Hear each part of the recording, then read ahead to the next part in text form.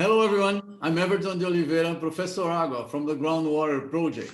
And thanks to you that are watching us for downloading our books, we're carrying on so far.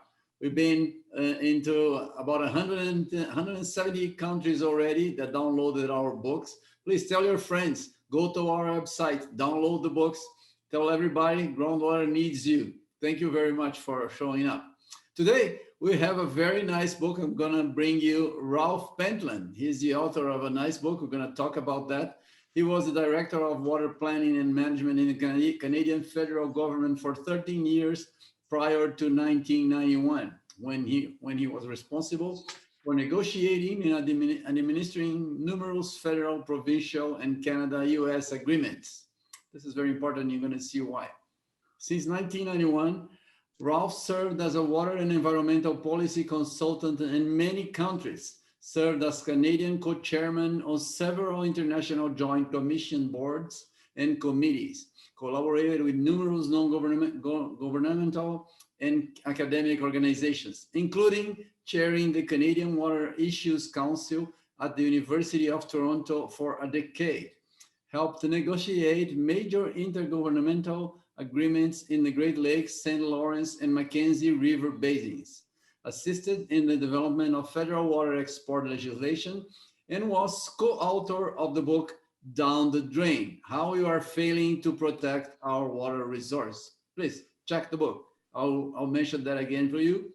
Down the Drain, How We Are Failing to Protect Our Water Resources. So, hi, Ralph. Welcome and thank you for participating on the Groundwater project. After this short CV reading, could you please make your personal introduction? Who are you? And how fun is negotiating water rights and wrongs between jurisdictions? Okay, so who am I? I'm a regular guy. I have a wife and 4 kids and 8 grandchildren. And those are my primary accomplishments in life, and as well as my work in the water management field. I'm an engineer by training. I have degrees in civil engineering from 2 universities, the University of Manitoba and the University of Ottawa. I guess a couple of things got me interested in water and water management. First, when I was 11 years old, I personally experienced a major flood in the Red River Valley. Our family was forced to leave our home for 2 months. And it took several years for us to get back to normal. Second, I had a particularly good hydraulics professor at the University of Manitoba. The first 30 years of my 60-year career with the Canadian federal government, the rest was as a consultant or working with academic and non-governmental organizations. Some in Canada and some abroad, worked in several other countries. For at least 50 of those 60 years, I guess I spent at least some of my time working through partnerships or agreements of some type. I guess in Canada, agreements are a key feature of water management. We really have no choice. We're a very large country. We have very large river basins. Almost all of those cross provincial and interjurisdictional boundaries. The federal and provincial governments also have overlapping constitutional responsibilities. So we have to do things together, the levels of government. So how much fun is it negotiating agreements? That depends. My experience is that negotiating agreements almost always goes through the same 3 phases. There's always initial enthusiasm as the negotiators get to know each other and begin to understand the interests of their respective jurisdictions.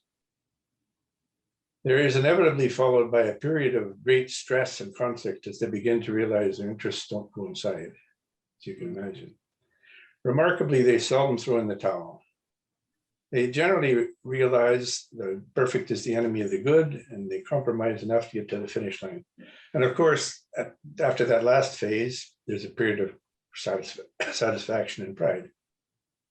So that's basically where I come from and my view of negotiating in a very general sense. That's very good. So you have as you see, you have a lifelong experience with transboundary water business. You know, how was it decades ago and how is it today? And what are the perspective for the future from what you understand? So that's a very good question. Water management business has changed a great deal, and therefore the agreement negotiation process has changed a great deal as well. So if you look at the way water management has evolved in our country over the last 50 years, say, in the early years before 1970, the emphasis was almost completely on water development based on economic criteria. Things like basic water and wastewater services, hydro navigation, irrigation. At that time, I was doing mostly mathematical modeling and other technical work. But even at that time, doing the technical work, most of that was in support of agreement negotiations. For example, the Columbia River Treaty, water apportionment between provinces in our water short prairie region, and regulation of the Great Lakes. After about 1970, we went through an environmental period, like everybody else, I guess. I personally got involved in negotiating lots of agreements in areas like flood damage reduction, river basin planning, federal, provincial, and Canada-US agreements. That period from 1970 to, say, 1990 was likely the most fun, I guess, because we had a dedicated fund at the federal level for negotiating agreements. And we did literally dozens of them. Many of those are still active today. I left government early in the 1990s, but I've since done a lot of work, both internationally and nationally. And I've also been called upon to help negotiate some major agreements. For example, the ones related to Great Lakes diversions and consumptive use, and the comprehensive ones in the Mackenzie Basin, which we're going to talk a little more about today here. Maybe fun is the wrong word, but they were certainly interesting because water management emphasis had shifted again, this time to sustainable development and introducing social justice objectives, especially those related to Indigenous water rights. Okay. Looking forward, I guess if I look forward, I'm sure agreement negotiating will get even more fun or interesting as neighboring jurisdictions combine efforts to adapt to climate change, impacts on flooding, drought, water quality, and more fully recognize social justice objectives. So that's sort of basically the evolution of water issues and water management. And so you anticipate lots of work to do ahead of us, right? Well, it may not be me, but it's for somebody. Yeah. Well, but we do help of your book and experience. So you mentioned you focused on the River Mackenzie. Why picking it as an example? Yeah. About the river, the basin. Yeah. And sure. So why is the Mackenzie example very particularly relevant? First of all, the Mackenzie agreements are both the most recent and the most comprehensive large-scale water agreements in Canada. Second, the Mackenzie River is one of the great river systems of the world, the 12th largest by drainage area and 11th by mean discharge. It's North America's largest north-flowing river, and its watershed drains 20% of Canada's landmass. In terms of interjurisdictional complexity, the basin is shared by 5 provincial and territorial jurisdictions: British Columbia, Alberta, Saskatchewan, Yukon, and the Northwest Territories. Another thing that makes Mackenzie agreements unique is that they simultaneously deal with surface and groundwater, water quality, water quantity, and biology. We have many other agreements dealing with 1 or 2 of these aspects, but none that attempt to deal with them all together. Before touching on some other unique features of the agreement, I should confess that my role in the negotiations was a bit modest. I was only one of 5 members on the Government of the Northwest Territories negotiating team. I should also point out that I'm not talking about a single agreement. There are a number of agreements, bilateral agreements between individual jurisdictions, but they're all based on similar principles and all tend to look very similar. So maybe a few other unique features of the agreements are, first, to the best of my knowledge, they're one of the very few transboundary agreements anywhere in the world that put ecological integrity first. For example, environmental flows must be satisfied before even considering allocations for other purposes. Second, they include timeless, principled rules to protect ecological integrity while simultaneously relying on a sound risk-informed approach to adapt to rapidly changing circumstances like climate change. Third, because bilateral and multilateral agreements proceeded in parallel, the concepts in the agreement had unanimous buy-in throughout the basin. And fourth, the negotiating process included an unprecedented level of direct Indigenous involvement. Throughout the process, the government of the Northwest Territories team relied very heavily on the input of an extremely active and involved Aboriginal steering committee. Just before leaving this question, I should say a little bit more about the critical importance of that Indigenous advice. Without actually calling it that, Indigenous communities in the North have a social justice objective of maintaining water quality and quantity substantially unaltered to support their lifestyles and livelihoods. That social justice objective has found itself embedded in several land claim agreements, and those land claim agreements, in turn, had to be respected in the agreement negotiations. So that's sort of the reasons, I guess, why the Mackenzie might be particularly relevant to some of your listeners. And the learnings from the agreement when you studied in 2015. What are the seeds that is sown, and on your opinion, what are the points of greater importance? Yeah.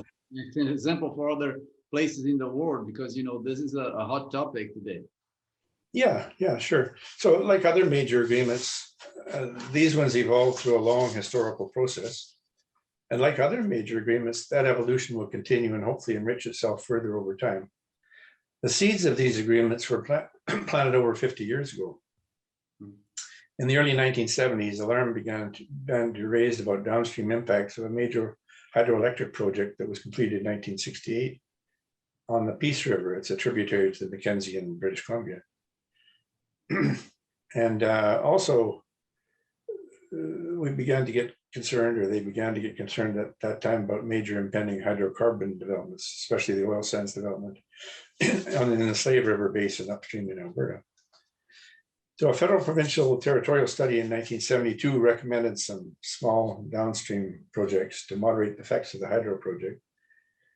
It also resulted in the establishment of an ongoing liaison committee. In 1981, another study carried out by that liaison committee recommended a transboundary agreement that would address minimum water flows, the management of water, and the quality of water at crossings, border crossings. In the 1981 report triggered a natural succession of events, including establishment of a permanent Mackenzie River Basin Board and the conclusion of a master agreement in 1997. The master agreement provided principles used in negotiating all of the bilateral agreements, the first of which was reached between the government of the Northwest Territories and the province of Alberta between 2011 and 2015. Over time, as developments in the various subbasins warranted, very specific transboundary objectives are being put in place, designed to protect environmental flows, water quality, biological health, and groundwater aquifers.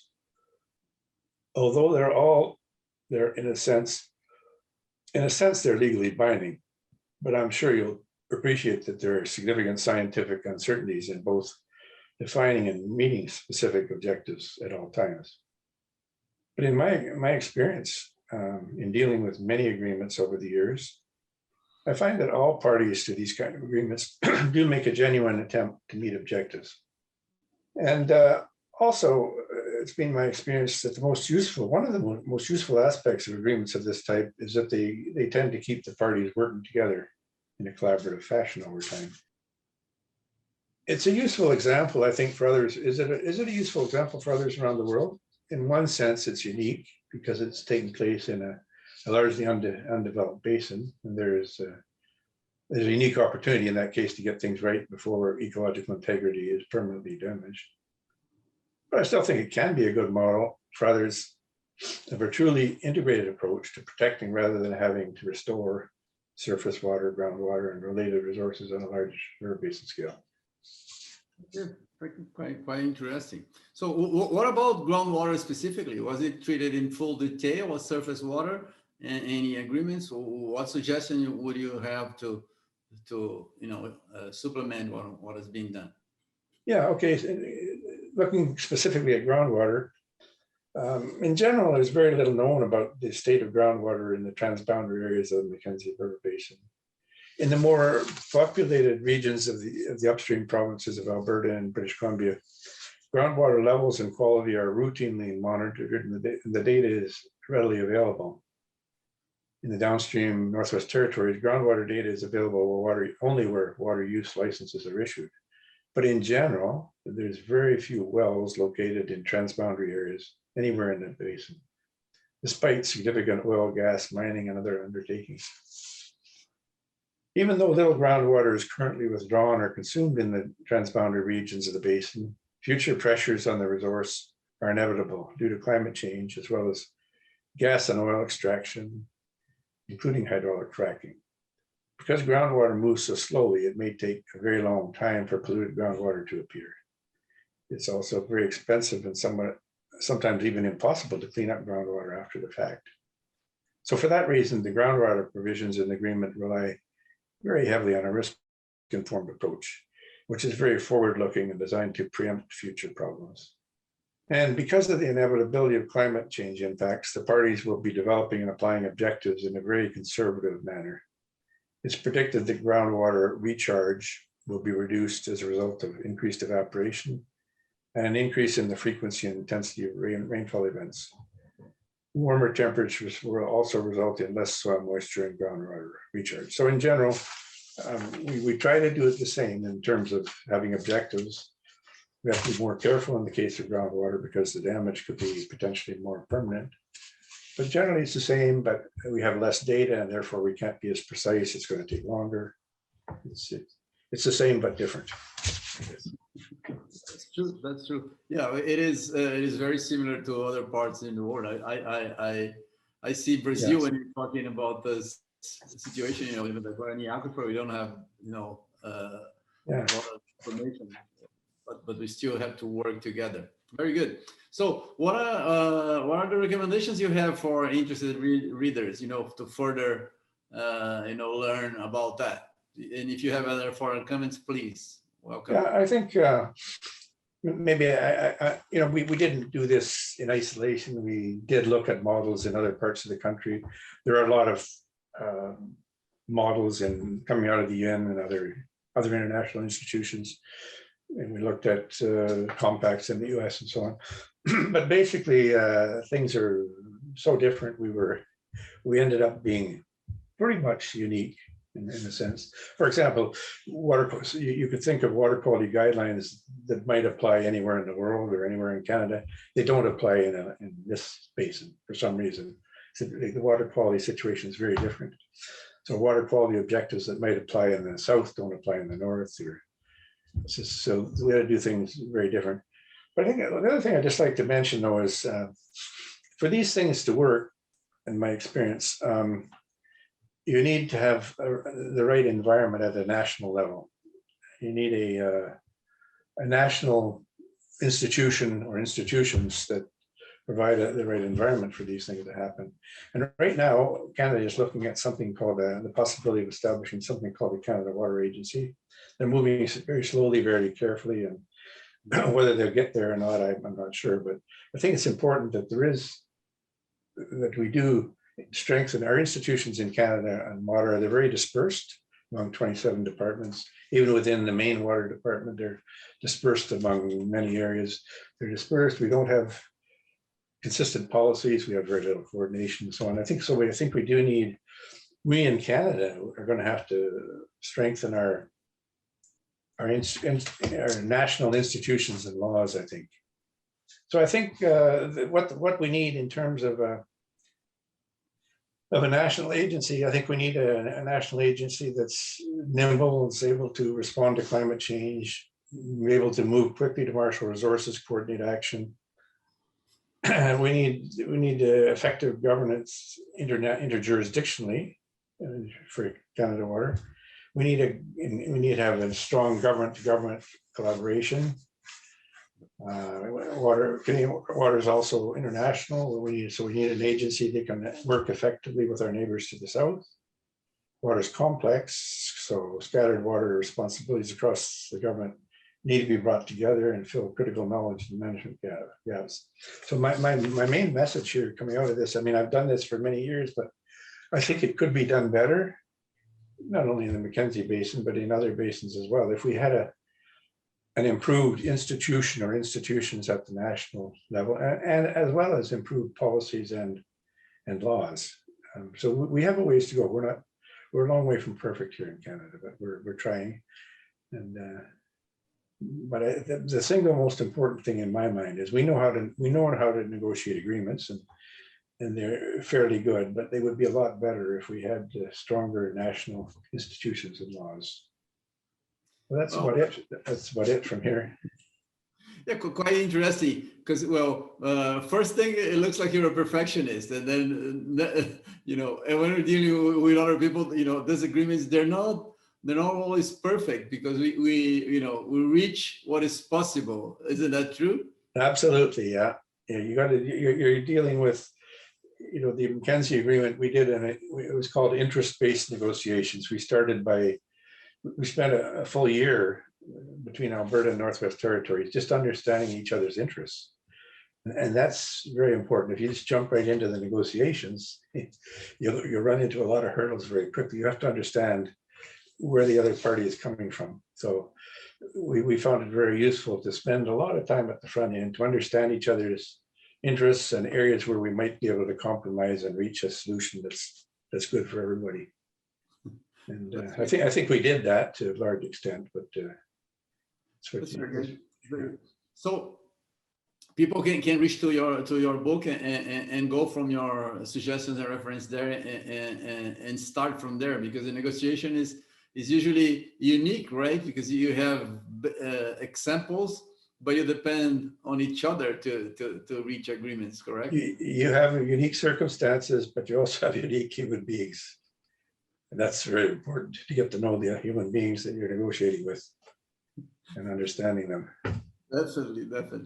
All right. Thank you very much. It was very nice talking to you. Thank you much. And I'd like to compliment you guys on your very good project. It's really important, I think. Thank you very much. You're very kind. So thank you for your contribution. We're going to distribute that. All right. We had here, guys, Ralph Pentland, and please take a look, download his book, take a quick look or read in depth, because you're gonna learn, and you have to study. You see, that's a lifelong endeavor. You need time to get good at it. And Ralph is a good example. Thank you very much, Ralph. Welcome. Thank you. All the best. Nice book. Bye now. Bye.